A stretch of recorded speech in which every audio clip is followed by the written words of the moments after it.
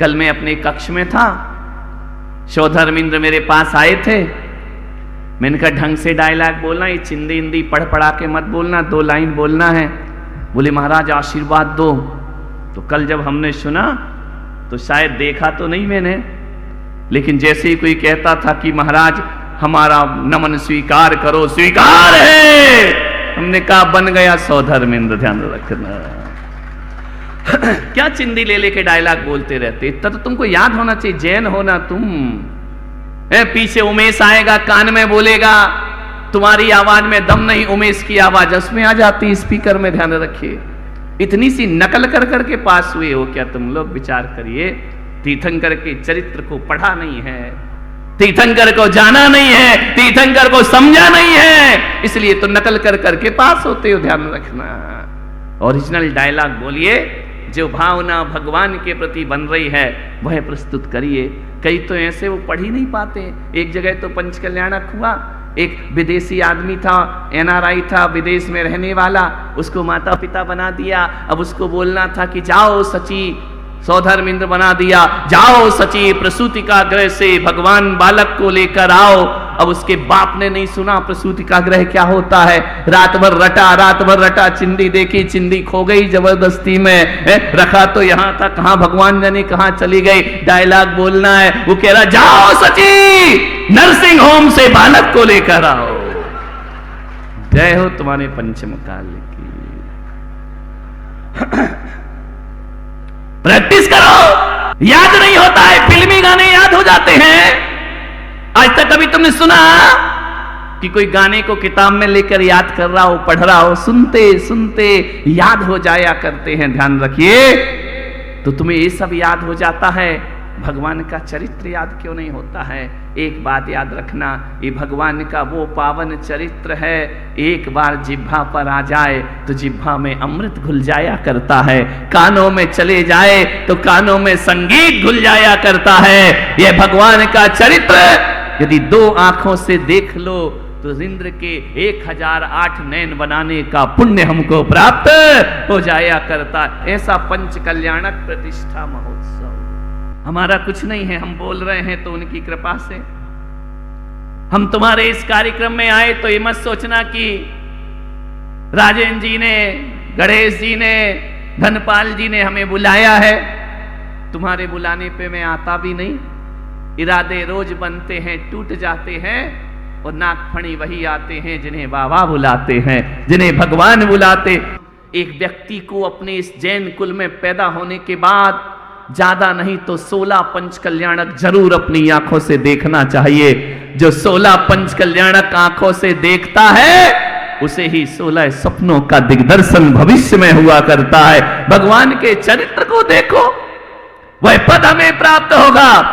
जो हजारों पंच कल्याणक देखता है वह सौधर्मेंद्र के सहस्त्र नेत्रों को प्राप्त करता है। इतनी महिमा इन पंच कल्याणक प्रतिष्ठा महोत्सव की होती है। जो हजारों बार भगवान की वाणी को सुना करता है, जैसे आप यहां बैठ करके जिनेंद्र के चरित्र को सुन रहे हैं, जो बार बार जन्म जन्म भगवान की जिनवाणी कानों से सुनता है, उस जीव को आगे जाकर दिव्य ध्वनि खिलाने का पुण्य प्राप्त हुआ करता है। वो दिव्य ध्वनि निकलती है उनकी, एक संचित कर्म है जो आप थोड़ा थोड़ा संचित कर रहे हैं ना। भगवान का अभिषेक जो प्रतिदिन करता है 150 साल, आगम कहता है आने वाले भाव में उसका सुमेरु पर 1008 कलशों से नमन हुआ करता है। ध्यान रखिए। आप सोचते हैं अभिषेक से क्या होता है, अभिषेक से दुकान चलेगी या नहीं चलेगी, अभिषेक पूजा करने से हमारा मकान बनेगा। अरे पागल हो, छोटी मोटी चीजों में क्यों जाते हो? रोज अभिषेक करो, एक दिन तुम्हारा भी अभिषेक होगा। ध्यान रखिए, रोज भगवान के मंदिर जाओ, सिद्धालय में तुम्हारा स्थान निर्मित हो जाएगा। जुड़ो तीर्थंकर भगवान से, पुलक सागर से जुड़ के तुम्हारा कल्याण नहीं होने वाला। जितने भी लोग यहां बैठे, मैं आपसे कहता हूं, मुझसे जुड़ के कल्याण नहीं होगा, क्योंकि अभी तो मेरा ही कल्याण नहीं हुआ है। यदि जुड़ना है तो तीर्थंकर से जुड़ो, तुम्हारा कल्याण अवश्य हो जाएगा। ध्यान रखिए, तीर्थंकर के 5 कल्याणक से जुड़ो। मेरे बोलने की ताकत नहीं है, गला इतना खराब है, लेकिन बाबा बुलवा रहा है, हम बोले चले जा रहे हैं, ध्यान रखना। अब बीच बीच में खांसी आ जाती है, अब ज्यादा लंबा चौड़ा हाईवे हो तो स्पीड ब्रेकर तो थोड़े थोड़े आई जाया करते हैं, उससे कोई फर्क नहीं पड़ा करता है।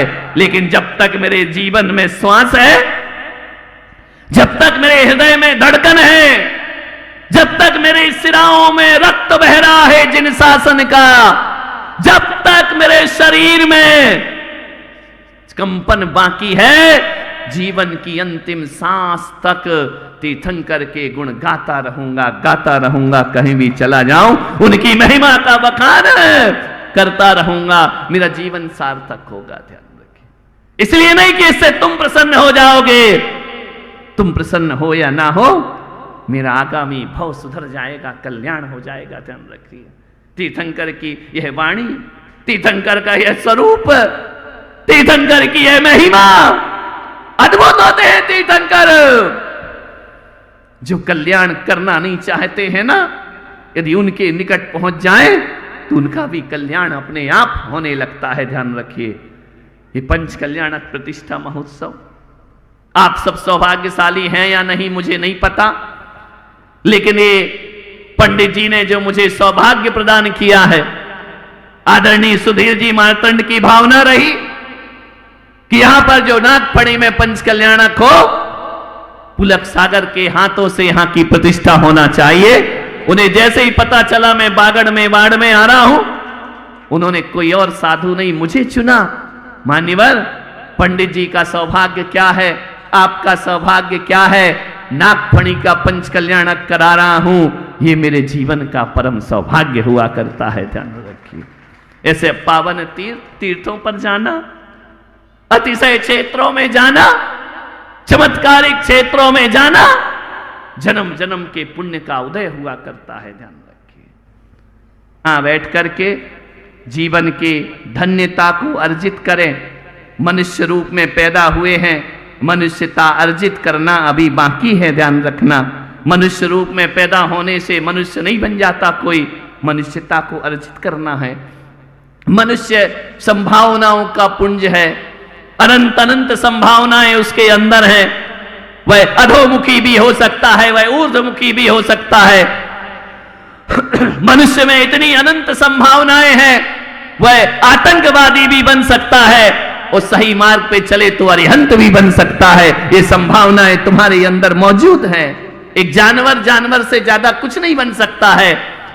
विचार करिए, एक कुत्ता कितनी भी मेहनत कर ले, वो घोड़ा कभी नहीं बन सकता, मरते दम तक कुत्ता ही रहेगा। एक गधा जीवन भर गधा ही रहेगा, एक शेर जीवन भर शेर ही रहेगा, एक नारकी जीवन भर नारकी ही रहता है, कितना भी पुरुषार्थ कर ले, देवता देवता ही रहेंगे। लेकिन हे मानव के पुतले, तेरे अंदर इतनी संभावनाएं हैं कि तू मनुष्य बनकर पैदा होता है। यदि सत्पुरुषार्थ कर ले तो तू भगवान बनकर भी दुनिया से विदा हो सकता है। ये भगवान बनने का रास्ता, सौभाग्य मनुष्य को प्राप्त हुआ है। ध्यान रखिए, हम चारों गतियों में जा सकते हैं, हम जीवन को ऊंचाइयां प्रदान कर सकते हैं। बुद्धि मिली है, दिमाग मिला है, थोड़ा सा भगवान ने पुण्य दिया है, विषय वासनाओं में मत लगाओ, इसको आत्म कल्याण में लगाने का प्रयास करिए। ध्यान रखना, अच्छी आयु मिली, अच्छा वंश मिला, अच्छा कुल मिला, अच्छी शरण मिली, क्यों इस जीवन को बर्बाद करता है इंसान? ध्यान रखिए मान्यवर, आदमी उठे तो इतना ऊपर उठ सकता है, इतना ऊपर उठ सकता है कि चांद तारे भी नीचे रह जाएं और मोक्ष की यात्रा कर सकता है। और आदमी गिरे तो इतना गिर सकता है, इतना गिर सकता है कि पशु की पशुता भी शर्मा जाए और धरातल में इंसान पहुंच जाए। ध्यान रखिए, गिरे तो इतना गिरता है कि जानवर भी तुम्हें देखकर शर्मिंदगी महसूस करें। मान्यवर, आपसे निवेदन है, गर्भ कल्याणक चल रहा है, उत्तर रूप है। आज माता को बताया जाएगा कि हे देवी, तेरी कुक्षी में कोई साधारण मनुष्य नहीं, तीर्थंकर जैसा परमात्मा तेरी कुक्षी में अवतरित होने वाला है।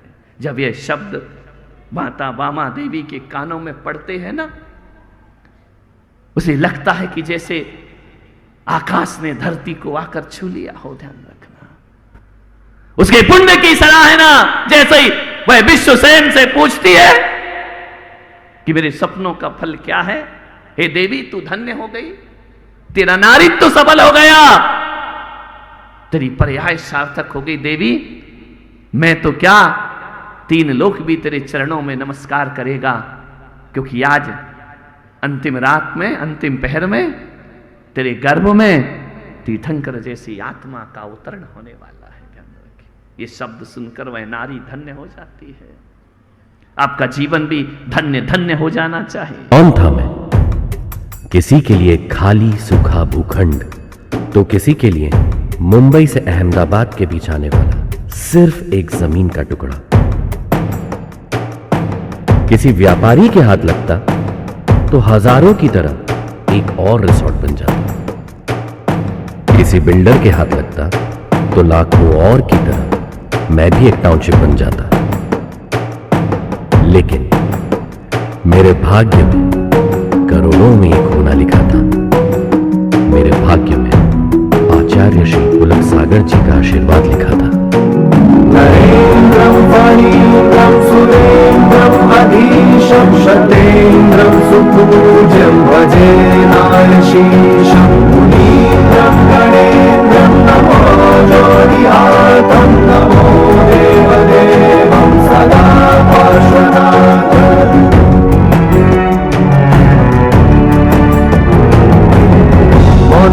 मौन धाम स्वर कहाँ से आया, खाली भूखंड को दे दी उसने काया। मौन धाम स्वर कहाँ से आया, खाली भूखंड को दे दी उसने काया। तीर्थ बनाया मुझको सजाया, तीर्थ बनाया मुझको सजाया, खाली भूमि छू के मेरे पुलक जीव की कृपा जय शरण मनाया। तीर्थधाम जिन शरणं यही त्रिकाल चौकसी, छात्र दास जिन शरणं यही है निर्जरा तुझी, यही है ज्ञान मंदिर सामरिक गुफा यही, नवग्रह जिनालय विभूति लिखे यही।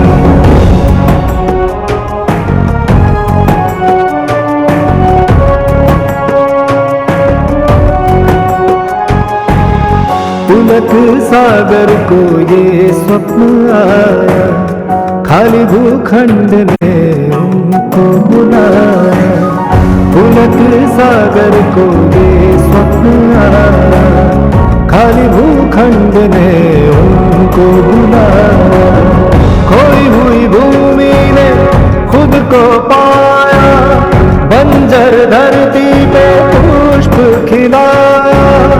पारसनाथ के पाके दर्शन, पारसनाथ के पाके दर्शन, खाली भूमि छू के मेरी पुलक जीन की कृपा जिन शरणं बनाया।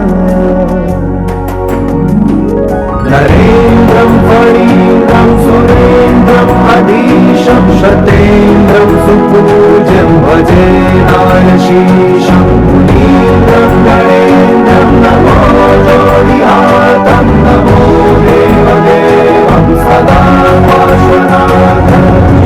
शरणं प्रवक्ष्यामि, शरणं प्रवक्ष्यामि, शरणं प्रवक्ष्यामि, शरणं प्रवक्ष्यामि, शरणं प्रवक्ष्यामि, शरणं प्रवक्ष्यामि,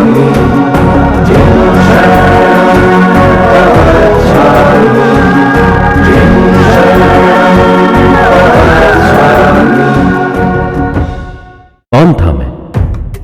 किसी के लिए खाली सूखा भूखंड, तो किसी के लिए मुंबई से अहमदाबाद के बीच आने वाला सिर्फ एक जमीन का टुकड़ा।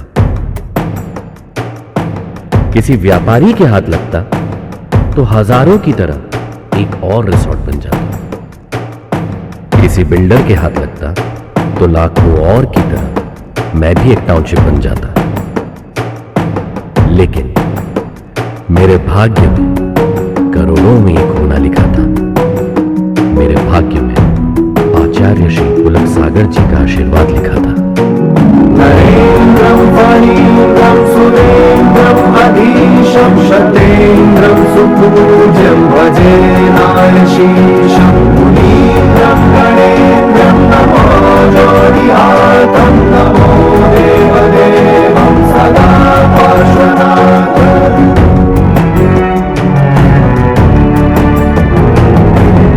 मौन थाम स्वर कहाँ से आया, खाली भूखंड को दे दी उसने काया।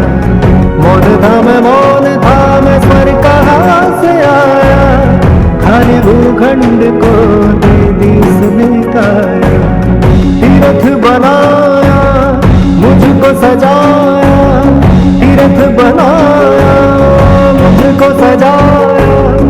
खाली भूमि छू के मेरे पुलक जीव की कृपा जिन शरणं मनाया। तीर्थधाम जिन शरणं यही त्रिकाल चौबीसी, छात्र दास जिन शरणं यही है निर्जरातुकी। यही है ज्ञान मंदिर सामयिक गुफा, यही नवग्रह जिनालय विभूति लिखे यही।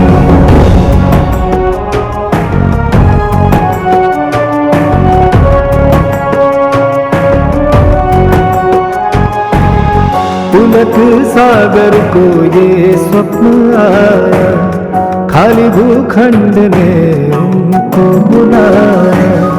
पुलक सागर को ये स्वप्न आया, खाली भूखंड ने उनको बुलाया। खोई हुई भूमि ने खुद को पाया, बंजर धरती पे पुष्प खिलाया। पारसनाथ के पाके दर्शन, पारसनाथ के पाके दर्शन। खाली भूमि छू के मेरी पुलक जी ने की कृपा जिन शरणं बनाया। नरेन्द्रं फणीन्द्रं सुरेन्द्रं अधीशं शतेन्द्रं सुपूज्यं भजे नायशीशं।